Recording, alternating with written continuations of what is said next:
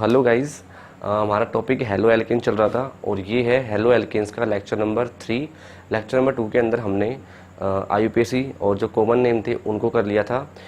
अब lecture number 3 के अंदर हम जो नेचर ऑफ बॉन्डिंग है वो और जो हेलो एल्केन्स को जो बनाने की विधियां हैं उनको डिस्कस करेंगे।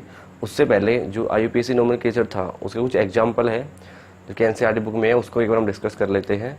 अब जो पहला एग्जांपल है इसके अंदर क्या है, एक तो हैलोजन ग्रुप लगा हुआ है, साथ में एक डबल बॉन्ड है। तो ये मैंने पिछले लेक्चर में बताया था कि यदि एक ही कंपाउंड के अंदर हैलोजन आ जाए और साथ में क्या आ जाए, कोई डबल बॉन्ड आ जाए, तो जो नंबर फिर हम देंगे कम, वो देंगे किसको, डबल बॉन्ड को। तो सबसे पहले हमें करना क्या है कि सबसे पहले सबसे लंबी जो कार्बन चैन होगी हम उसको सिलेक्ट कर लेंगे।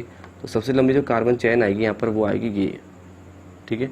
तो सबसे पहले सबसे लंबी कार्बन चैन है उसको सिलेक्ट करेंगे। तो सबसे लंबी कार्बन चैन हो गई ये वाली, ठीक है। अब बात आ रही है कि हम इस कार्बन चैन को नंबर कहाँ से दें। तो नंबर कम हम देंगे डबल बॉन्ड को, ना कि हैलोजन एटम को, ठीक है। क्योंकि डबल बॉन्ड है वो एक टॉप ग्रुप होता है इसकी तुलना, मतलब ज़्यादा वरीयता वाला ग्रुप है डबल बॉन्ड, ठीक है, हैलोजन की तुलना में। इसलिए जो वरीयता टेबल होती है ग्रुप्स की उसके अंदर डबल बॉन्ड ऊपर आता है किससे, हैलोजन ग्रुप से। इसलिए ये एक मैन ग्रुप है इस कंपाउंड के अंदर। तो नंबर जो हम कम देंगे वो देंगे डबल बॉन्ड को। तो मैं नंबर ऊपर से दूँ यहाँ से, तो एक डबल बॉन्ड आ जाएगा 2 पर, फिर 3 4 और ये हो जाएगा 5। और यदि मैं इधर से नंबर देता तो 1 2 और 3 पे आता डबल बॉन्ड, ऊपर से आ रहा है 2 पे, तो हम नंबरिंग करेंगे फिर इसकी ऊपर से। अब नाम हम पहले किसका लिखेंगे, हैलोजन एटम का, क्योंकि यहाँ पर ये काम कर रहा है प्रतिस्थापी का। वो जो डबल बॉन्ड है वो एक तरह से यहाँ पे काम कर रहा है क्रियात्मक समूह का।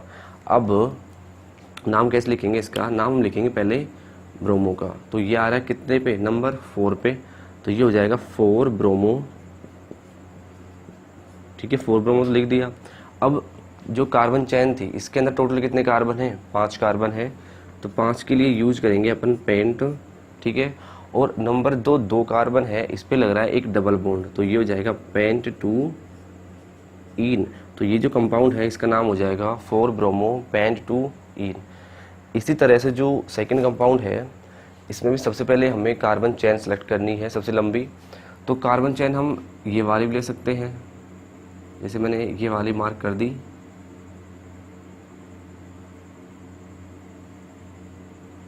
ठीक है, ये वाली ले सकते हैं, या फिर हम ले सकते हैं ये वाले कार्बन की।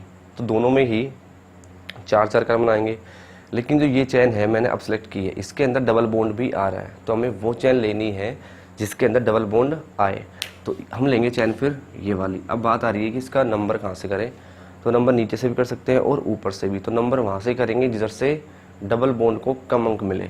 तो डबल बॉन्ड को अंक मिलेंगे यहाँ से कम, तो 1 2 3 और 4। तो नंबर करेंगे या फिर ऊपर से। अब नाम लिखेंगे तो यहाँ पर 2 चीज़ आ रही है, एक तो आ रहा है ब्रोमो, तो ये भी ग्रुप हो गया, और एक आ रहा है मैथिल, तो ये भी क्या हो गया, ग्रुप हो गया। तो सबसे पहले हम नाम लिखेंगे प्रतिस्थापी समूह का। तो जो ब्रोमो है वो तो आता है बी पे और मैथिल आएगा एम पर। तो इंग्लिश अल्फ़ाबेट के अंदर पहले कौन आता है, बी आता है, इसलिए पहले नाम लिखेंगे बी का। तो ये हो जाएगा 3 पे आ रहा है ब्रोमो, तो ये हो जाएगा 3 ब्रोमो, ठीक है, 3 ब्रोमो हो गया। उसके बाद 2 पे क्या आ रहा है, मैथिल, तो 3 ब्रोमो के बाद 2 पे लगा देंगे इधर मैथिल, ठीक है। और टोटल कार्बन के अंदर कितने कार्बन है, चैन के अंदर 4 कार्बन है, तो 4 के लिए हो जाएगा ये ब्यूट। और ब्यूट के भी नंबर फर्स्ट कार्बन पर क्या है, एक डबल बॉन्ड है, तो ये हो जाएगा ब्यूट 2 इन। तो टोटल नाम हो जाएगा 3 ब्रोमो 2 मैथिल ब्यूट 1 इन। तो ये हो गया इस कंपाउंड का नाम।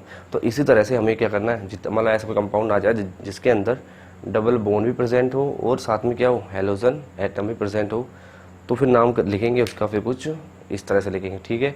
तो ये था हमारा आईयूपीएसी नोमेनक्लेचर। अब जो हमारा नेक्स्ट टॉपिक है वो है nature of C X bonding.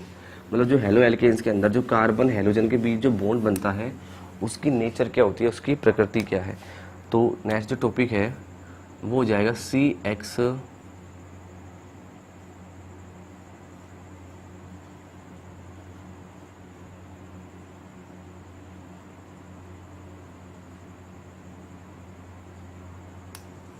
C x bond की प्रकृति। अब इसके अंदर हमें क्या चेक करना है, सबसे पहले हम ये देखें जो हेलो एल्केन्स है उसका मैं सबसे बेसिक एग्जांपल ले लेता हूँ इधर। तो मैंने हेलो एल्केन्स का एक एग्जांपल लिया है, ये वाला CH3, ठीक है, और मैंने यहाँ लगा दिया X, ठीक है। तो CH3X हो गया। अब X की वैल्यू में यहाँ पर Cl, ब्रोमीन कुछ भी रख सकते हैं। चलो फॉर एग्जांपल मैंने इधर X की जगह मैंने रख लिया यहाँ पर क्लोरीन, ठीक है। अब सबसे पहले मैं इस बॉन्ड को बात करूँगा, इस बॉन्ड की नेचर क्या है। जो ये बॉन्ड बन रहा है कार्बन और हेलोजन के बीच, मतलब कार्बन और क्लोरीन के बीच, कि ये इस बॉन्ड की नेचर क्या है। तो पहले ये देखें, ये जो बॉन्ड बना, कौन सा सिंगल बॉन्ड है तो कौन सा बॉन्ड होगा, ये सिग्मा बॉन्ड होगा। अब ये बना कैसे, तो इस बॉन्ड के अंदर जो कार्बन है इसका संकरण कौन सा है, sp3 है। तो कार्बन तो यूज में लेता है sp3 ऑर्बिटल, sp3 कक्षक, और जो हेलोजन होगा कोई सा भी, जो क्लोरीन है वो काम में ले रहा है अपना कौन सा कक्षक, p कक्षक, ठीक है। तो ये जो बॉन्ड बनता है कार्बन और हेलोजन के बीच में, वो बनता है कार्बन का sp3 कक्षक और हेलोजन का p कक्षक के अतिव्यापन से, ठीक है। जो बॉन्ड बनेगा वो बनेगा सिग्मा बॉन्ड, ठीक है। ये तो बात हो गया बॉन्ड कैसे बना। अब दूसरी बात आ रही है कि जो बॉन्ड है वो कैसा होगा, ध्रुवीय होगा या फिर अध्रुवीय होगा। तो ये हमें पता है कि जो हेलोजन एटम होगा, अब वो कोई सा भी हो सकता है, ब्रोमीन है, क्लोरीन है, फ्लोरीन है या फिर आयोडीन, चारों में से जो वैद्युत ऋणता है चारों की, वो कार्बन से क्या होती है, ज़्यादा होती है। जब हेलोजन एटम की वैद्युत ऋणता कार्बन से ज़्यादा होगी तो ये क्या करेगा, इस बॉन्ड के इलेक्ट्रॉनों को क्या करेगा, खींचेगा, इधर की तरफ खींचेगा। जब हेलोजन बॉन्ड के इलेक्ट्रॉनों को खुद खींचेगा तो इस पर क्या आ जाएगा, पार्शियल नेगेटिव, और कार्बन पर क्या आ जाएगा, पार्शियल पॉजिटिव। यही कारण है कि जो हेलो एल्केन्स के अंदर जो CX बॉन्ड होता है वो कैसा होता है, वो होगा ध्रुवीय प्रकृति का, ठीक है। तो जो हेलो एल्केन्स का जो CX बॉन्ड होगा वो होगा ध्रुवीय प्रकृति का। तो ये तो आ गई बॉन्ड की नेचर क्या है और कैसे वो बना। अब यहाँ से एक क्वेश्चन है, जैसे ही मैं इसको यहाँ लिख दूँ कि मैंने कार्बन के साथ एक बार तो लगा दिया फ्लोरीन, एक बार मैंने कार्बन से लगा दिया क्लोरीन, देन ब्रोमीन और आयोडीन, ठीक है। अब हमें ये चेक करना है कि इन बॉन्ड में से सबसे ज़्यादा जो बॉन्ड होगा, सबसे अधिक ध्रुवीय कौन सा बॉन्ड होगा, ठीक है। तो देख करना क्या है इसके लिए, ये हमें पता है कि हेलोजन के अंदर जो सबसे ज़्यादा जो वैद्युत ऋणता होती है वो सबसे अधिक किसकी होती है, फ्लोरीन की, उससे कम क्लोरीन की, उससे कम ब्रोमीन की, और सबसे कम जो वैद्युत ऋणता होती है वो होगी किसकी, आयोडीन की।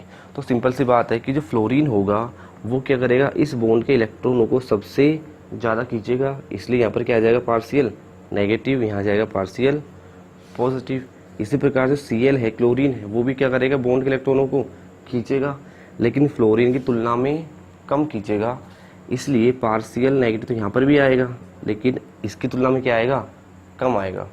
अब ब्रोमीन भी क्या करेगा, खींचेगा, तो यहाँ पर क्या आ जाएगा, पार्शियल नेगेटिव पार्शियल पॉजिटिव, और यहाँ पर भी पार्शियल नेगेटिव पार्शियल पॉजिटिव। अब देखने की बात ये है कि जो बॉन्ड के इलेक्ट्रॉनों को फ्लोरीन सबसे ज़्यादा खींच रहा होगा, इसलिए यहाँ पर पार्शियल नेगेटिव सबसे ज़्यादा, जबकि आयोडीन पर पार्शियल नेगेटिव सबसे कम, क्योंकि इसकी वैद्युत ऋणता कम होती है। तो ये इलेक्ट्रॉन तो खींचेगा कार्बन से, लेकिन कम खींचेगा, इसलिए इस पर क्या आएगा, कम नेगेटिव चार्ज।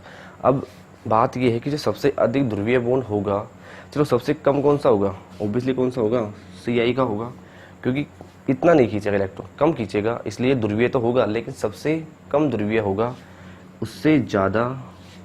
अब देखिए सबसे कम, उससे ज़्यादा ये होना चाहिए था, और सबसे ज़्यादा ये होना चाहिए था, लेकिन यहाँ पे क्या आता है, फिर अपवाद आ जाता है इधर, ठीक है। सबसे अधिक जो ध्रुवीय होता है वो कौन सा बॉन्ड होता है, CCl बॉन्ड, जबकि अपने हिसाब से सबसे अधिक जो ध्रुवीय होना चाहिए था कौन होना चाहिए था, CX बॉन्ड को, लेकिन सबसे अधिक ध्रुवीय कौन सा होता है, CCl बॉन्ड सबसे ज़्यादा ध्रुवीय होता है। अब इसका रीजन क्या है, तो वो मैं बता दूं एक बार कि जो इनका सीक्वेंस होगा ध्रुवीयता का, वो सीक्वेंस क्या होता है, ठीक है। तो जो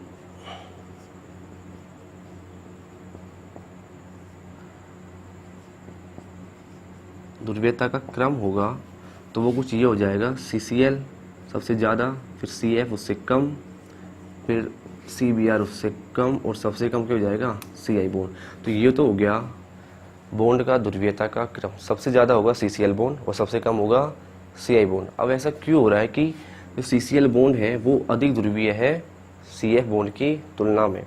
तो इसमें क्या होता है एक्चुअल में कि जो ध्रुवीयता है, ध्रुवीयता उसको हम किस में नापते हैं, डायपोल से, ठीक है, मतलब द्विध्रुव आघूर्ण, ठीक है, मतलब जिसका द्विध्रुव आघूर्ण ज़्यादा होगा उसकी ध्रुवीयता भी क्या होगी, ज़्यादा होगी। और द्विध्रुव आघूर्ण को हम किससे लिखते हैं, म्यू से। और म्यू बराबर फॉर्मूला जो होता है वो क्या होता है कि आवेश कितना है एटम पर इनटू दोनों एटम के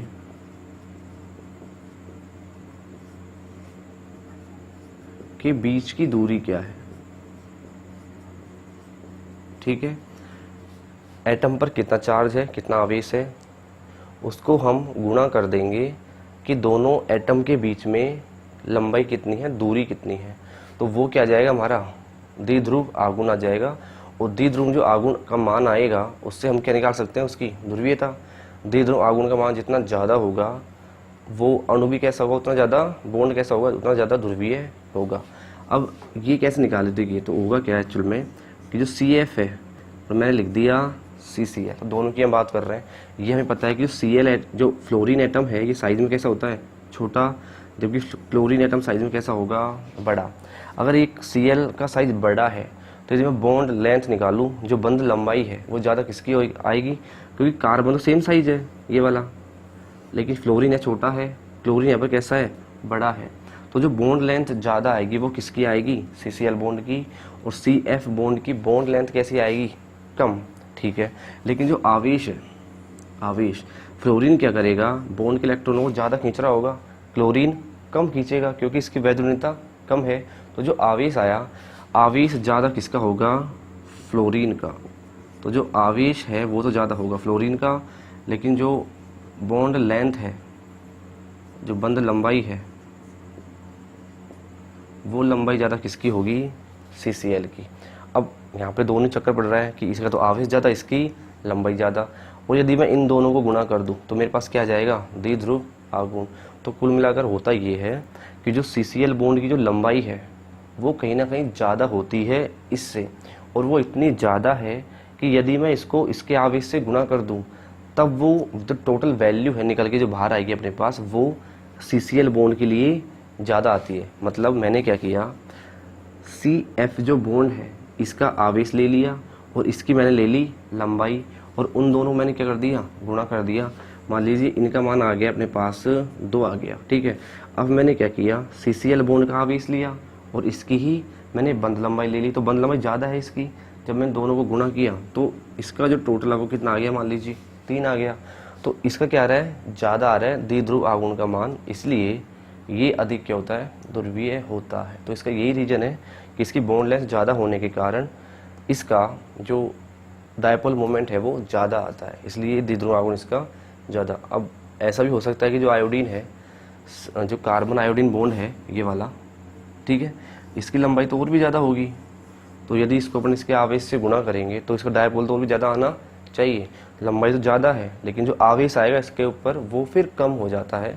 तो फिर कम आवेश का मान है, लंबाई ज़्यादा है, तो गुणा करेंगे तो कुल मिलाकर वैल्यू जो आएगी वो इससे ज़्यादा नहीं आती, क्योंकि आवेश तो वहाँ पे कम हो रहा है, लंबाई बढ़ रही है। तो CCl बॉन्ड एक ऐसा बॉन्ड है जिसका आवेश भी कुछ ज़्यादा है और लंबाई भी इसकी ज़्यादा है। तो दोनों गुणा करने पर जो वैल्यू आती है वो फिर इससे ज़्यादा आ जाती है, इसलिए द्विध्रुव जो मान है CCl बॉन्ड का वो सबसे ज़्यादा, इसलिए सबसे ज़्यादा जो ध्रुवीय कौन होगा, CCl बॉन्ड होता है।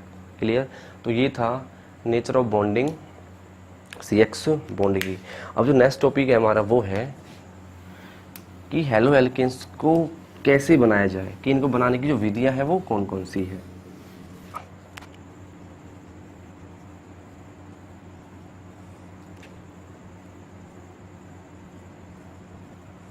तो जो हेलो एल्केन्स बनाने की विधि है उसमें हमारी फर्स्ट है एल्कीन से। तो करना क्या है इस विधि के अंदर, सबसे पहले हम लेंगे एल्कीन कोई भी। तो मैंने यहाँ पर एथीन ले ली, तो एथीन क्या है, एक एल्कीन है। अब कोई भी एल्कीन हो उसकी रिएक्शन हम करवाते हैं हाइड्रोजन हैलाइड से, ठीक है। हाइड्रोजन हैलाइड का मतलब एक तो क्या हुआ, हाइड्रोजन होगा, हैलाइड होगा कोई सा भी। हाँ, यहाँ पर X बराबर अपना क्लोरीन है, फ्लोरीन, ब्रोमीन या फिर आयोडीन, कुछ भी एक ले लेंगे तो ये हो जाएगा हाइड्रोजन हैलाइड। तो जब भी किसी एल्कीन की अभिक्रिया हाइड्रोजन हैलाइड से करवाते हैं तो जो प्रोडक्ट बनता है वो क्या बनता है हमारा, हेलो एल्केन या फिर एल्किल हैलाइड बनता है। तो ये है सिंपल सी रिएक्शन, कुछ नहीं करना। एल्कीन से जब भी एल्किल हैलाइड बनाएंगे तो एल्कीन की रिएक्शन किससे करवा देंगे, हाइड्रोजन हैलाइड से करवा देंगे और क्या बन जाएगा, एल्काइल हैलाइड बन जाएगा। अब जो ये रिएक्शन है एक्चुअल में, ये रिएक्शन हो कैसे रही है एक बार हमें वो चेक करना है। तो ये जो HX है, HX का मतलब यहाँ HCl हो सकता है, HBr, HI या फिर HF हो सकता है। तो करना क्या है, अब ये हमें पता है कि जो HX है इसके बीच में क्या होगा, बॉन्ड होगा, क्लियर है। अब ये जो बॉन्ड है इसमें दो एटम है, इधर तो हैलोजन है, इधर है हाइड्रोजन, और ये हमें पता है कि इन दोनों में से जो वैद्युत ऋणात्मक ज़्यादा किसकी होती है, हैलोजन एटम की होती है। इसका मतलब बॉन्ड की जो इलेक्ट्रॉन कौन लेके जाएगा, हैलोजन लेके जाएगा। जब मैं इस बॉन्ड को तोड़ूंगा तो क्या बनेगा, एक तो बन जाएगा H+ और एक बन जाएगा X-। तो ये सिंपल सा मैंने इसको तोड़ दिया। अब जो एल्कीन है इसके पास क्या प्रेजेंट है, यहाँ पर एक डबल बॉन्ड प्रेजेंट है। डबल बॉन्ड प्रेजेंट है, इसका मतलब यहाँ पर क्या ज़्यादा है, इलेक्ट्रॉन घनत्व ज़्यादा है। तो जब यहाँ पर इलेक्ट्रॉन घनत्व ज़्यादा है तो इन दोनों में से यहाँ पर अटैक कौन करेगा, वो करेगा जिसके पास क्या हो, इलेक्ट्रॉन की कमी हो, जिसके ऊपर धनावेश हो। तो इलेक्ट्रॉन की कमी किसके पास है, हाइड्रोजन के पास। तो ये क्या करेगा, फिर यहाँ पर अटैक करेगा। तो किसी भी कार्बन पर हम अटैक करवा सकते हैं इस एग्जाम्पल के अंदर। तो मैंने अटैक करवा दिया इस H+ का ये वाले कार्बन पे। और ये मैंने पहले बताया था कि जब भी कोई E+ या फिर ऐसी स्पीसीज जिस पर धनावेश उपस्थित हो वो डबल बॉन्ड पर अटैक करे तो डबल बॉन्ड हमेशा उसकी तरफ ही घुमाना है, जहाँ से घूमेगा वहाँ पर क्या आ जाएगा, प्लस आ जाएगा। तो इधर से क्या बन जाएगा अपने पास, अब देखो ये H यहाँ जुड़ गया तो कितने H हो गए, 3 हो गए कार्बन। ये बॉन्ड घूम गया इधर तो यहाँ क्या बचा, CH2। अब यहाँ से ये बॉन्ड इधर घूमा तो इस बॉन्ड के इलेक्ट्रॉन कौन लेगा, ये वाले कार्बन ले गया। तो इस इलेक्ट्रॉन कार्बन को हो गया इलेक्ट्रॉन का घाटा हो गया, तो इस पर क्या आ जाएगा, एक प्लस आ जाएगा। अब अपने पास क्या प्रेजेंट है दूसरा X-। तो इसके ऊपर माइनस, इसके ऊपर प्लस, तो ये सीधा क्या कर देगा, यहाँ पर अटैक कर देगा ये वाले कार्बन पर। तो यहाँ क्या आ जाएगा, CH3 CH2 ये रहा, और एक क्या जुड़ गया इस पर, X जुड़ गया। तो ये बन गया CH3 CH2X, और ये क्या है हमारा, एल्काइल हैलाइड है। तो इसी रिएक्शन का मैं दूसरा एग्जांपल और लिख दूं। तो ये जो रिएक्शन है इसको ही हम एक दूसरा एग्जांपल लेके फिर समझते हैं। तो इस बार जो मैंने एग्जांपल लिया है वो लिया है CH3 फिर CX double bond CH2, clear. और जो HX लिया है मैंने वो मैंने इस बार कौन सा लिया है, HCl ले लिया, ठीक है। तो X की जगह मैंने इस बार क्या लगा दिया, यहाँ पर Cl लगा दिया, कुछ नहीं किया, ठीक है। अब यहाँ से क्या बनेगा, बॉन्ड के इलेक्ट्रॉन कौन लेके जाएगा, क्लोरीन। तो एक तो क्या निकलेगा H+ और एक क्या निकलेगा Cl-। अब यहाँ पर है डबल बॉन्ड, इसका मतलब यहाँ पर इलेक्ट्रॉन की संख्या डेंसिटी ज़्यादा है। तो H+ में से और Cl- में से पहले अटैक कौन करेगा, H+ ही करेगा, क्योंकि यहाँ पर इलेक्ट्रॉन ज़्यादा है तो इसको इलेक्ट्रॉन चाहिए। तो पहले अटैक करेगा हाइड्रोजन इधर। अब ये भी दो जगह अटैक कर सकता है, हो सकता है H+ ये वाले कार्बन पर अटैक करे, हो सकता है H+ ये वाले कार्बन पर अटैक करे। तो किस पर अटैक करेगा, बस यही थोड़ा समझने का है। तो मान लीजिए एक बार तो मैंने इसका अटैक करवाया ये वाले कार्बन पर, ठीक है। तब ये इस वाले कार्बन पर अटैक करेगा तो बॉन्ड का घूमेगा, इसकी तरफ ही घूमेगा। अब क्या बन रहा होगा, तो CH3 ऐसा कैसा आ जाएगा पीछे वाला, ठीक है। इस पर एक क्या जुड़ जाएगा, हाइड्रोजन। तो ये हो जाएगा CH2, ठीक है। एक हाइड्रोजन, दो हो गए, ये ऐड हो गया। फिर एक बॉन्ड टूट गया तो एक बचा, ठीक है। और आगे क्या बचा, CH2। अब ये बॉन्ड इधर से घूमा है तो इसको क्या हो गया, कार्बन को इलेक्ट्रॉन का लॉस हो गया। तो इस पर क्या आ जाएगा, ये आ जाएगा प्लस। अब वो जो कार्बोकैटायन बन रहा है ये वाला, क्योंकि ये कार्बन केवल एक कार्बन से ही जुड़ा है, इसलिए ये जो कार्बोकैटायन बना वो कौन सा बना, कार्ब 1 डिग्री कार्ब धनायन बन गया, 1 डिग्री कार्ब कैटायन बन गया। ठीक है, अब हम क्या करते हैं, इस बार इसी H+ का अटैक करवाता हूँ मैं ये वाले कार्बन पर। तो इस बार मैंने अटैक करवा दिया ये वाले कार्बन पे। अब जो बॉन्ड घूमेगा वो घूमेगा इसकी तरफ। ठीक है, जब इसकी तरफ ये बॉन्ड घूमेगा तो अब क्या बनेगा, CH3 ऐसे का ऐसा लिख दिया मैंने। ठीक है, सिंगल बॉन्ड आ गया। अब इस बार H जुड़ा है ये वाले कार्बन पर, तो यहाँ पर क्या रहेगा फिर CH। ठीक है, सिंगल बॉन्ड एक टूट जाएगा, एक रहेगा CH। दो तो पहले ही थे, एक ही जुड़ गए तो कितने हो गए, 3। ठीक है, अब जैसे ये बॉन्ड मैं इधर घुमाऊंगा तो इस कार्बन क्या हो जाएगा, इलेक्ट्रॉन का लॉस, इसलिए इस पर क्या आ जाएगा अब प्लस। अब ये कार्बन जुड़ा है 2 कार्बन से, तो ये जो कार्बोकैटायन बना वो कैसा बना, 2 डिग्री कार्ब धनायन 2 डिग्री कार्ब कैटायन ये बन गया। इधर बन रहा है 2 डिग्री, उधर बन रहा है 1 डिग्री। तो ज़्यादा जो स्थायी होता है वो कौन सा होता है, ये वाला 2 डिग्री ज़्यादा क्या होता है, स्थायी होगा। तो 2 ज़्यादा स्थायी, और ये जो है ये कैसा हो जाएगा, कम स्थायी हो गया। ठीक है, तो ज़्यादा स्थायी वाला होगा, फिर आगे रिएक्शन वो ही करता है। कम स्थायी वाला रिएक्शन नहीं करता, हालांकि करता है लेकिन बहुत ही कम करता है। अपन जो स्टडी करते हैं वो उसकी करते हैं कि बोले ज़्यादा करें, तो ज़्यादा स्थायी वाला ही क्या करता है, ज़्यादा क्रिया करेगा। तो केवल बस इसको देखेंगे। अब अपने पास क्या प्रेजेंट है, Cl-। अब अटैक कौन करेगा, Cl- किस पे करेगा, जहाँ पर क्या हो प्लस, तो ये करेगा फिर इस पर। तो अब क्या बन जाएगा, CH3। तो ये जो बना इसके अंदर क्या आ गया, हेलोजन एटम आ गया, बाकी क्या है, एल्केन का पार्ट है, हाइड्रोकार्बन है। तो ये क्या बन गया, एल्काइल हैलाइड, हेलो एल्केन बन गया। तो एल्कीन से जब भी अपन को हेलो एल्केन बनाना है तो उसकी रिएक्शन किससे करवा देंगे, हाइड्रोजन हैलाइड से। ठीक है, और क्या बन जाएगा, एल्काइल हैलाइड। तो रिएक्शन कुछ ऐसे करवानी थी।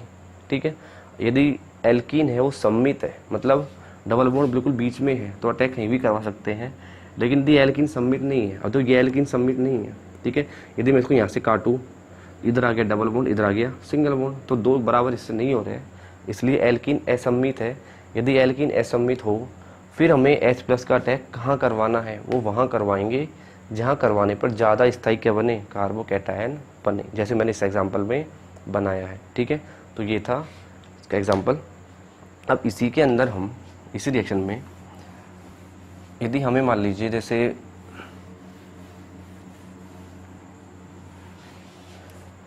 मैंने वापस से यही एग्जांपल लिया है। ठीक है, यही एग्जांपल हो गया, और इसकी रिएक्शन में एक बार तो किससे करवा रहा हूँ, HF से, एक बार मैं इसकी रिएक्शन करवा रहा हूँ HCl से, फिर HBr से, और फिर HI से। अब कुछ नहीं कर किया, एल्कीन तो एक ही है, लेकिन इसी एल्कीन की रिएक्शन मैं करवाऊंगा इन अलग अलग हाइड्रोजन हैलाइड से। तो इन चारों में से इसी एल्कीन से सबसे तेज रिएक्शन कौन करेगा, ठीक है, तो वो इस बात पर डिपेंड करेगा कि इनमें से आसानी से कौन टूटेगा। जो आसानी से H+ देगा वो H+ आसानी से कहाँ पे अटैक कर जाएगा, एल्कीन पर अटैक कर जाएगा। तो जो आसानी से टूटेगा वही क्या करेगा, तेज रिएक्शन करेगा। अब आसानी से कौन टूटेगा तो वो डिपेंड करता है कि किसका बॉन्ड कमज़ोर है। तो ये जो है HF, तो देखो HF को मैं ऐसे ड्रॉ करूँ, ठीक है, हाइड्रोजन को मैंने बना दिया कुछ इतना छोटा और फ्लोरीन को मैंने बना दिया इतना, तो बॉन्ड लेंथ कुछ इतनी आ गई। अब Cl का साइज़ कैसा होगा, बड़ा होगा। तो हाइड्रोजन तो मैंने बनाया ये, और Cl मैंने बना दिया कुछ इतना बड़ा, तो बॉन्ड लेंथ क्या हो गई, ज़्यादा हो गई। इसी प्रकार से यदि H है और जो आयोडीन है उसकी बॉन्ड लेंथ सबसे क्या आएगी, ज़्यादा आएगी, H आएगी। और बॉन्ड लेंथ जितनी ज़्यादा होगी, बॉन्ड जितना ज़्यादा लंबा होगा वो उतना ही क्या होगा, कमज़ोर होगा। तो सबसे ज़्यादा जो कमज़ोर बॉन्ड है वो किसका होगा, HI का होगा। और जितना ज़्यादा कमज़ोर होगा वहाँ से वो आसानी से टूटेगा। तो आसानी से जो बॉन्ड टूटेगा वो किसका टूटेगा, HI का। जब आसानी से बॉन्ड टूटेगा तो ज़्यादा तेज H+ कौन देगा, HI देगा। और जब ज़्यादा तेज H+ देगा तो वो H+ आसानी से अटैक करेगा, एल्कीन पर करेगा, और जितनी ज़्यादा क्या बनेगा, अपना उत्पाद बनेगा। तो सबसे तेज जो रिएक्शन होगी वो कौन सी होगी, HI के साथ में, ठीक है, ये वाली। और सबसे स्लो कौन सी होगी, HF के साथ में। तो अपन एक काम सीधा सीधा बोल सकते हैं, यहाँ पर एक लाइन में बोल सकता हूँ कि एल्कीन के प्रति, ठीक है, एल्कीन के प्रति इन चारों में से जो क्रियाशीलता का क्रम है वो क्या आ जाएगा, तो क्रियाशीलता का जो क्रम है, तो सबसे अधिक क्रियाशील कौन होगा, HI, उससे कम हो जाएगा HBr, उससे कम कौन हो जाएगा HCl, और सबसे कम कौन हो जाएगा HF। तो ये हो जाएगा हैलोजन अम्लों का क्रियाशीलता का क्रम 10, ठीक है। कैसे हुआ वो मैंने यहाँ पे डिस्कस किया अभी पूरा, ठीक है। तो ये था हमारा विधि एल्किन से एल्किल हैलाइड बनाने की। इसी के अंदर एक टॉपिक और है जो कि 11th में आया था, वो था पेरोक्साइड इफेक्ट, ठीक है। हालांकि उसको पढ़ने की जरूरत नहीं है यहाँ पर, फिर भी मैं अगर बता दूँ कि पेरोक्साइड इफेक्ट क्या है। जैसे अभी जो मैंने एग्जांपल लिया था CH3 CH CH2, ठीक है, तो इसकी मैंने रिएक्शन करवाई है इस बार HBr से, ठीक है। तो मार्कोनिकॉफ रूल भी आया था 11th के अंदर। तो मार्कोनिकॉफ जो कॉफ रूल था वो क्या बोलता है कि जो अभिकर्मक का जो ऋणात्मक भाग है, अब इसका ऋणात्मक भाग कौन सा है, Br है, तो अभिकर्मक का ऋणात्मक भाग एल्कीन के उस कार्बन पर जुड़ता है जिस पर हाइड्रोजन संख्या कम हो। ये तो है मार्कोनिकॉफ रूल। तो मार्कोनिकॉफ रूल के अनुसार Br कहाँ पर जुड़ना चाहिए, बीच वाले कार्बन पर, क्योंकि इस पर हाइड्रोजन क्या है, कम है। तो जो अपना उत्पाद बनेगा वो बन जाएगा कुछ ये, ठीक है। तो ये था मार्कोनिकॉफ नियम के अनुसार। लेकिन यदि मैं क्या करूं, इसी रिएक्शन के अंदर, ठीक है, इसी रिएक्शन के अंदर मैं क्या ऐड कर दूं, पेरोक्साइड, ठीक है, यह मैंने इस बार ऐड कर दिया पेरोक्साइड। तो पेरोक्साइड की उपस्थिति में अब जो HBr का योग होगा एल्कीन पर वो हो जाएगा एंटी मार्कोनिकॉफ नियम के अनुसार। अब एंटी मार्कोनिकॉफ नियम क्या होगा, अभिकर्मक का ऋणात्मक भाग उस कार्बन पर जुड़ेगा जिस पर हाइड्रोजन संख्या ज़्यादा है, ठीक है। तो कार्बन कैसा होना चाहिए, वो डबल बॉन्ड होना चाहिए। तो डबल बॉन्डेड जो कार्बन है उस पर हाइड्रोजन संख्या ज़्यादा यहाँ पर है, तो Br जुड़ेगा अब ये वाले कार्बन पर। तो अब क्या बन जाएगा, CH3 CH2 CH2 और Br। तो पेरोक्साइड की उपस्थिति में केवल जो HBr है इसका योग ही क्या होता है, एंटी मार्कोनिकॉफ नियम के अनुसार होता है। बाकी और अन्य किसी पर जैसे HF है, HCl है, HI पर पेरोक्साइड इफेक्ट लागू नहीं होता, केवल किस पर होता है, HBr पर। ये सारी बातें हमने 11th में डिस्कस की थी, ठीक है। तो पेरोक्साइड इफेक्ट केवल कौन शो करेगा, HBr ही करेगा, इसके अलावा शो नहीं करेंगे बाकी के। तो ये था हैलो एल्कीन बनाने की विधि किससे, एल्कीन। अब हमारी जो नेक्स्ट रिएक्शन है वो है एल्केन से, कि एल्केन से एल्किल हैलाइड कैसे बनाते हैं। तो इस रिएक्शन के अंदर क्या करते हैं, कोई भी एल्केन है, फॉर एग्जांपल मैंने यहाँ पर ब्यूटेन ली है, तो जैसे ब्यूटेन हो गई, तो कोई एल्कीन है उसकी रिएक्शन अपन करवाते हैं हैलोजन से। फॉर एग्जांपल मैंने करवा दिया Cl2 से। तो एल्केन की अभिक्रिया हैलोजन से सनलाइट या फिर यूवी बोल सकते हैं इसको, ठीक है, यूवी लाइट, और क्या कर सकते हैं उसको अपन हीट कर सकते हैं, ठीक है।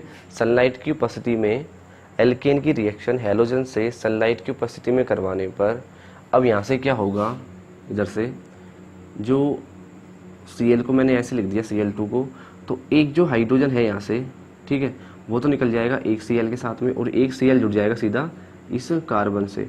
तो जैसे यहाँ पर मैंने इसको कर दिया, दो तो हाइड्रोजन मैंने ये लिख दिए, एक हाइड्रोजन मैंने कुछ ऐसे, तो यहाँ से एक HCl बाहर निकल जाएगा और ये Cl जुड़ जाएगा ये वाले कार्बन पर। तो क्या बन जाएगा, सीधा CH3 CH2 CH2 CH2 और Cl। तो हेलोजन जुड़ गया हाइड्रोकार्बन में, तो ये बन गया अपना एल्किल हैलाइड हैलो एल्केन्स। तो अब ये जो Cl है वो हो सकता है इस कार्बन से जुड़े, हो सकता है ये Cl इस कार्बन से जुड़ जाए, इससे जुड़ जाए या फिर इससे जुड़ जाए। तो इस रिएक्शन के अंदर क्या होता है, सिंगल प्रोडक्ट नहीं बनता, एक से ज़्यादा उत्पाद बनते हैं, फिर उनको फिर अलग अलग करना पड़ता है। तो इसलिए ये जो मेथड है हैलो एल्किन बनाने का इतना अच्छा मेथड नहीं है, क्योंकि इसके अंदर एक से ज़्यादा उत्पाद बनते हैं। फॉर एग्जांपल जैसे इस बार मैंने जो हाइड्रोजन निकाला लास्ट वाले कार्बन से और एक Cl को मैंने इससे जोड़ दिया, हो सकता है नेक्स्ट टाइम मैं इससे निकालूँ, इससे, जैसे वापस मैं यही ले रहा हूँ और इस बार मैंने इसका हाइड्रोजन लिए। तो सेकंड नंबर जो कार्बन है, इस बार अपन उसके हाइड्रोजन को निकालेंगे यहाँ से। तो ये जो हाइड्रोजन है वो निकल जाएगा इस Cl के साथ में, और ये Cl जुड़ जाएगा बीच वाले कार्बन पर। अब जो प्रोडक्ट बनेगा वो हो जाएगा CH2 CH3 CH2, इस पर जुड़ गया Cl और ये बन गया अपना CH3। तो इस बार Cl लास्ट में जुड़ा था, इस पर अब Cl जुड़ा है सेकंड नंबर है कार्बन पे। तो ये जो रिएक्शन है इसमें जो उत्पाद बनते हैं वो एक से ज़्यादा बनते हैं, ठीक है, मतलब समावयव बनते हैं, एक तरह के समावयव बन गए बहुत सारे। फिर उनको अपन अलग करेंगे, काफ़ी विधियाँ होती है ना अलग करने की, तो उन विधियों से क्या कर लेंगे, अलग कर लेंगे। तो ये है, तो इसलिए रिएक्शन इतनी इंपॉर्टेंट नहीं है, मेथड इतना अच्छा नहीं है एल्किल हैलाइड बनाने का, क्योंकि यहाँ पर एक मिश्रण प्राप्त होता है, एक तरह से बोल सकते हैं कि एल्काइल हैलाइड का मिश्रण बनता है। उस मिश्रण में से फिर इनको अपन अलग अलग करते हैं। तो ये था एल्केन से हेलो एल्केन बनाने की विधि। नेक्स्ट जो विधि है वो है अल्कोहल से, कि अल्कोहल से एल्किल हैलाइड कैसे बनाते हैं। तो इस रिएक्शन के अंदर हमें करना क्या है, जो अल्कोहल है, फॉर एग्जांपल मैंने यहाँ पर जैसे ROH लिखा है केवल, ठीक है, तो यहाँ पर हो गया एल्किल समूह और OH का मतलब हो गया हाइड्रोक्सी ग्रुप। तो ये एक अल्कोहल का एग्जाम्पल है, ठीक है। तो अल्कोहल की रिएक्शन अपन को करवानी है किससे, HX से, अगेन हाइड्रोजन हैलाइड से, ठीक है। अल्कोहल की रिएक्शन हाइड्रोजन हैलाइड से करवानी है, और वो करवाएंगे अपन, इधर तो ले लेंगे या तो ZnCl2 या फिर ले लेंगे H2SO4। और ध्यान रखने की बात है कि जो दोनों अपन लेते हैं वो दोनों कैसे होने चाहिए, उन्हें होने चाहिए निर्जल, ठीक है। निर्जल का मतलब इनके अंदर जल की क्या है, कमी है, ये सूखे हैं, ड्राई है, इसलिए इनको बोला मैंने निर्जल। अब अल्कोहल की रिएक्शन मैं किससे करवाऊंगा, HX से, ठीक है। तो प्रोडक्ट कैसे बनेगा वो देखते हैं एक बार। तो इधर से क्या होगा, ये जो HX है यहाँ से अपन को क्या मिलेगा, एक तो मिलेगा H+, ठीक है, एक क्या मिल जाएगा X- मिल जाएगा, बिल्कुल सिंपल है। और ये हमें पता है कि जो ऑक्सीजन होता है उसके ऊपर दो क्या होते हैं, लोन पेयर होते हैं, ठीक है।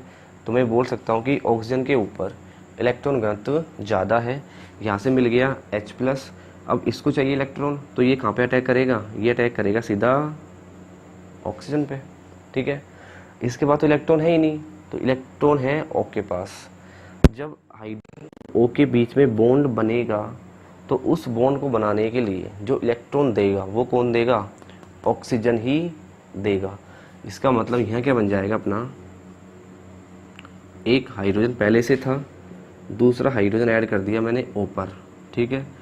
एक लोन पेयर मैंने लगा दिया, ऊपर वाला लोन पेयर मैंने लगा दिया, लेकिन नीचे वाला जो लोन पेयर था वो इस ऑक्सीजन ने इन दोनों के बीच, मतलब ये वाला बॉन्ड बनाने के काम में ले लिया, क्योंकि H के पास इलेक्ट्रॉन नहीं थे।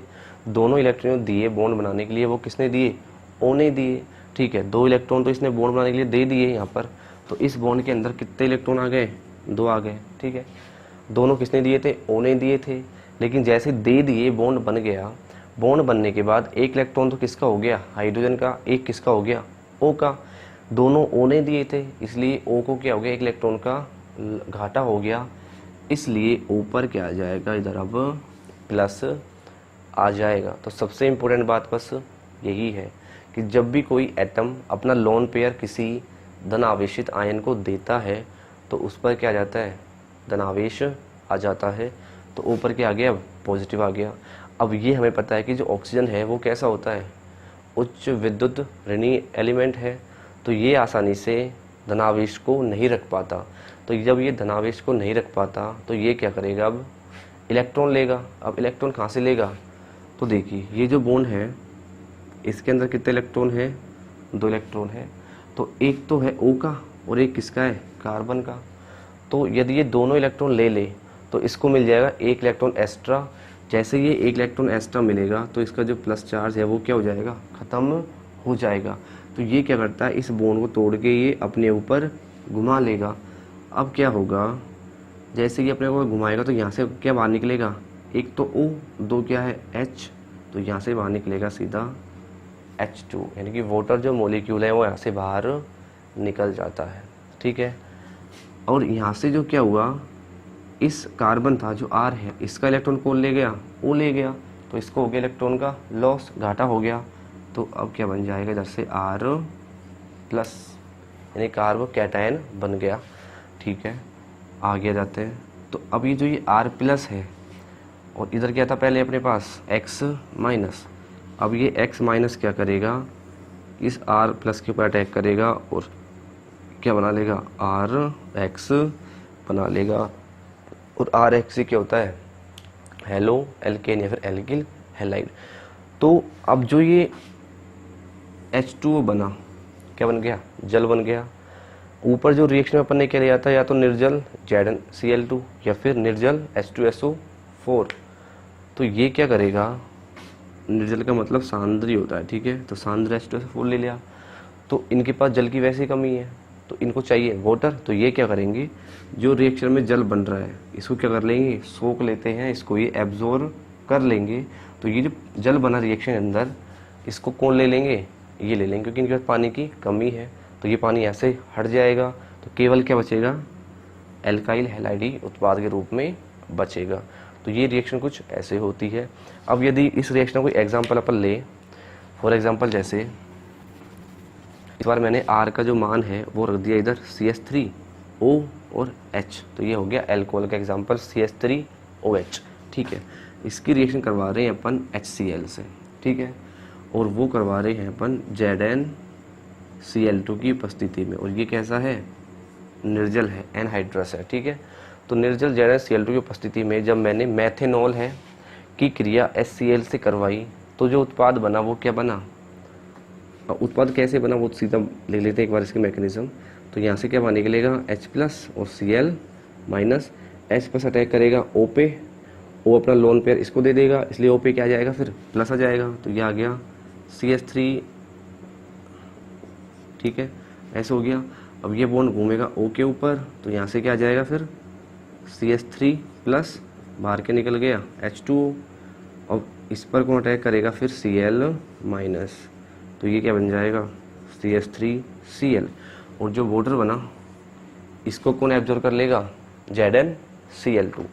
तो जो वाटर है इसको ले जाएगा ZnCl2, और जो उत्पाद बनेगा सीधा वो क्या बन जाएगा, CH3Cl।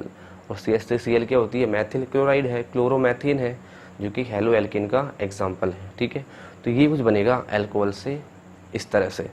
अच्छा, इसके बाद जो क्रियाशीलता है कि क्रियाशीलता कैसे देखी जाए, क्रियाशीलता अधिक कौन क्रियाशील होगा नहीं होगा। ठीक है, फॉर एग्जांपल जैसे एक बार इसको ही समझते हैं।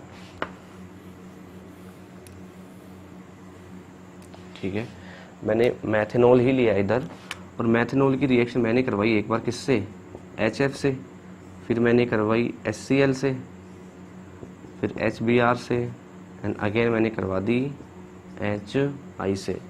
तो एल्कोहल तो एक है, लेकिन इधर 4 हैलोजन अम्ल है, 4 एल्किल हैलाइड है। इन चारों में से सबसे तेज रिएक्शन कौन करेगा, एल्कोहल के साथ में। तो ये हमने पिछली रिएक्शन में देखा था कि जो आसानी से H प्लस निकालेगा वो H प्लस आसानी से कहाँ पे अटैक करेगा, O पर। तो सबसे आसानी से इलेक्ट्रॉन को वो H प्लस कौन निकालता है, अपना HI निकालता है, क्योंकि इसकी बॉन्ड लेंथ कैसी होती है, ज़्यादा होती है, इसलिए बॉन्ड कैसा होता है, इसका वीक होता है। तो आसानी से H प्लस निकालता है कौन, HI। तो इनमें तो जो एल्कोहल के प्रति जो क्रियाशीलता का क्रम है वो वापस से क्या आ जाएगा, क्रियाशीलता का क्रम। तो वापस अधिक क्रियाशील कौन होगा, HI, फिर कौन हो जाएगा HBr, फिर HCl, और सबसे लास्ट में कौन हो जाएगा HF। ठीक है, तो ये तो हो गया हाइड्रोजन हैलाइड की क्रियाशीलता का क्रम। लेकिन जो एल्कोहल है इसकी क्रियाशीलता का क्रम क्या होगा वो देखते हैं एक बार। तो उसके लिए मैंने क्या किया,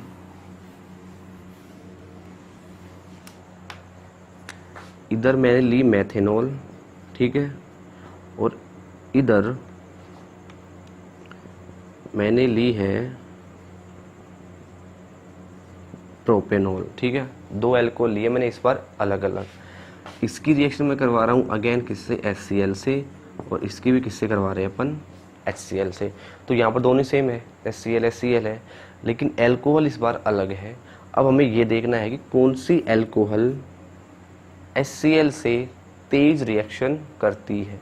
तो वो कैसे देखें, तो थोड़ी देर पहले अभी मैंने रिएक्शन की मैकेनिज्म लिखी थी, उसके अंदर क्या बन रहा था, कार्बो कैटायन बन रहा था कि यहाँ से तो H2O बाहर निकल रहा था और इस पर क्या आ रहा था प्लस, तो इससे जो कार्बो कैटायन बनेगा वो तो बनेगा ये, और इससे जो कार्बो कैटायन बनेगा वो बनेगा कुछ ये, ठीक है। तो ये तो है 1 डिग्री कार्बो कैटायन और ये है 2 डिग्री कार्बो कैटायन। तो जो ज़्यादा स्थायी होगा ऑब्वियसली रिएक्शन वो ही क्या करेगा, तेज करेगा। तो ज़्यादा स्थायी कौन सा है, 2 डिग्री वाला, इसलिए तो ज़्यादा स्थायी जो या ज़्यादा तेज जो रिएक्शन देगी वो कौन सी अल्कोहल देगी, ये वाली। और ये अल्कोहल कितना डिग्री है, 2 डिग्री, क्योंकि OH ग्रुप 2 डिग्री कार्बन से जुड़ा है, इसलिए ये जो अल्कोहल है ये है 2 डिग्री और ये है 1 डिग्री। एक और हो सकती है कौन सी वाली, 3 डिग्री। तो उसमें जो कार्बोकैटायन बनेगा वो तो सबसे ज़्यादा स्थायी बनेगा। तो हम ये बोल सकते हैं कि अल्कोहल की जो क्रियाशीलता का क्रम है, अल्कोहल की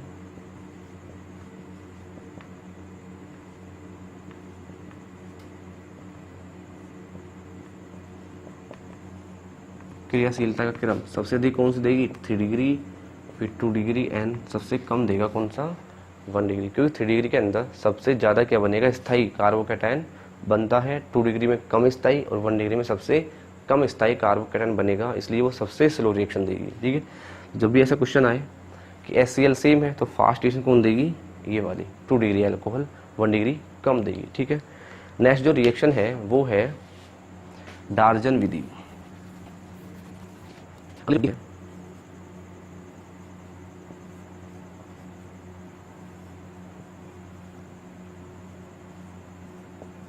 दैट इज डार्जन मेथड, ठीक है, डार्जन विधि।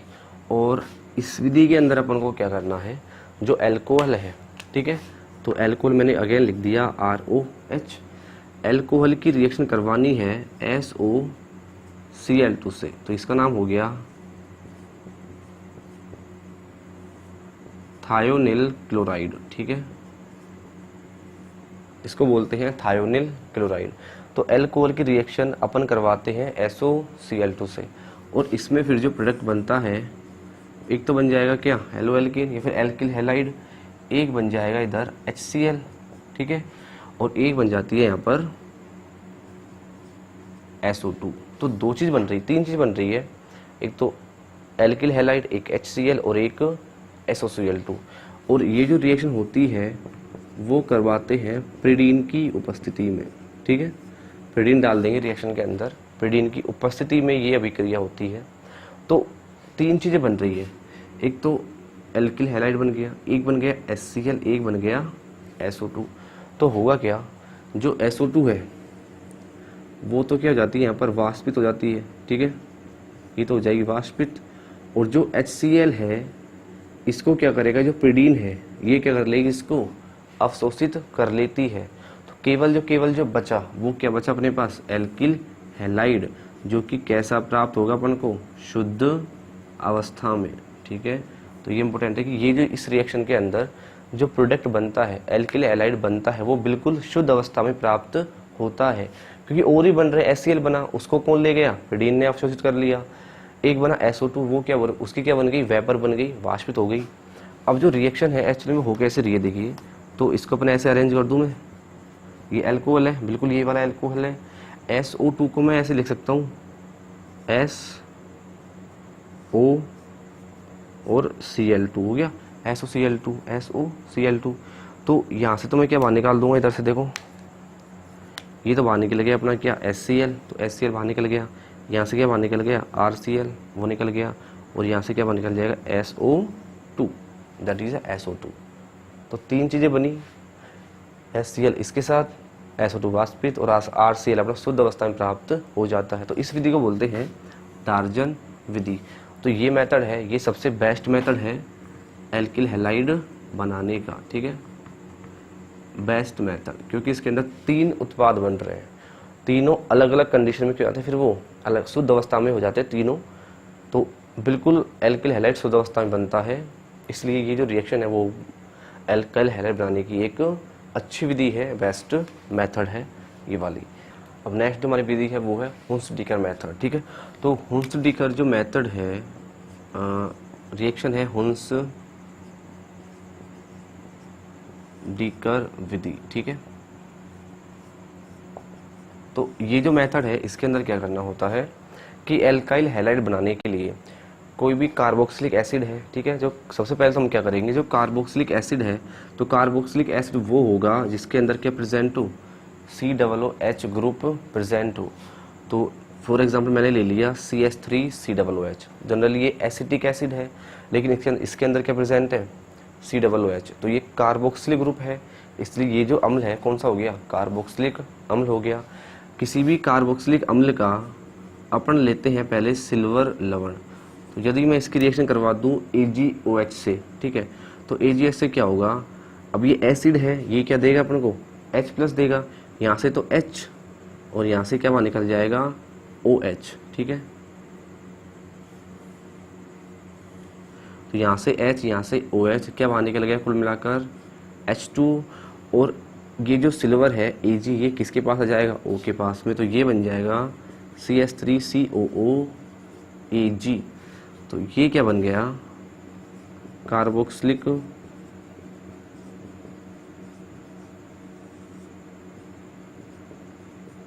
अम्ल का सिल्वर लवण। ठीक है, ये है कार्बोक्सिलिक अम्ल का सिल्वर लवण। तो हुंस-डीकर रिएक्शन के अंदर हमको कोई भी कार्बोक्सिलिक अम्ल का सिल्वर लवण होगा, सिल्वर कार्बोक्सिलिक अम्ल के सिल्वर लवण की अभिक्रिया किससे करवाएंगे अपन, ब्रोमीन से करवाएंगे। किसकी उपस्थिति में, CCl4 की उपस्थिति में रिएक्शन करवाते हैं। तो यहाँ से क्या बनेगा, एक तो बन जाएगा एल्किल हैलाइड, मतलब एल्किल ब्रोमाइड। तो ये जो CH3 है इसमें क्या ऐड हो जाएगा, एक Br ऐड हो गया। ठीक है, 2 Br है, एक Br निकल जाएगा Ag के साथ, तो एक Br निकल गया Ag के साथ, तो ये बन गया AgBr। अब बचा क्या, COO। तो यह इसको अपन क्या बोल देंगे सीधा, CO2। तो कार्बन डाइऑक्साइड बाहर निकल जाती है। तो 3 उत्पाद बने, मैथिल ब्रोमाइड, AgBr से सिल्वर ब्रोमाइड और CO2। तो जो रिएक्शन है ये वाली, ये है हुंस-डीकर रिएक्शन। अब इस रिएक्शन के अंदर जो इम्पोर्टेंट बात है वो क्या है, वो देख लें कि जो अपन ने क्रियाकारक लिया है ये वाला, ठीक है, इसके अंदर कितने कार्बन प्रेजेंट है, 2 कार्बन। तो एक कार्बन तो ये रहा, एक कार्बन ये रहा। लेकिन जो एल्किल हैलाइड उत्पाद बना उसके अंदर केवल कितना कार्बन प्रेजेंट है, 1। ठीक है, इसके अंदर 2 थे, इसके अंदर केवल 1 कार्बन प्रेजेंट है। तो हुंस-डीकर रिएक्शन को हम क्या कर सकते हैं, कोई भी कंपाउंड है उसके अंदर, जैसे कार्बोक्सिलिक एसिड है, इसके अंदर 1 कार्बन कम वाला एल्काइल हैलाइड उत्पाद बनाने में यूज कर सकते हैं।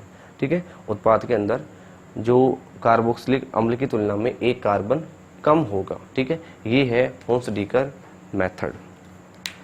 अब नेक्स्ट जो रिएक्शन है इसमें वो है एमीन से। ठीक है, हालांकि यदि इसको और भी मैं इजी करूं तो अपन इसको कुछ ऐसे लिख सकते हैं, जैसे CH3 लिख दिया मैंने, OAG। ठीक है, और Br को लिख सकते हैं अपन ऐसे, एक Br मैंने ऐसे लिख दिया, दूसरा Br यहाँ, तो एक Br तो निकल जाएगा इस तरह से। ठीक है, एक Br निकल जाएगा CH3 के साथ, और यहाँ से क्या निकल जाएगा पूरा CO2। तो CO2 अलग हो गया, AgBr अलग हो गया, और CH3Br अलग हो जाएगा। तो ये है। अब नेक्स्ट जो रिएक्शन है वो है एमीन से, कि एमीन से एल्किल हैलाइड कैसे बनाए जाते हैं।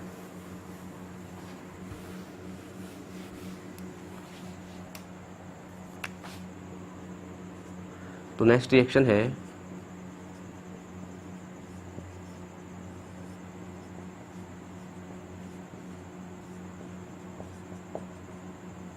प्राथमिक एमीन से। तो प्राथमिक एमीन से एल्काइल हैलाइड बनाने के लिए हमें उसकी रिएक्शन करवानी होती है टिंडेल रिएजेंट से। तो एक रिएजेंट है,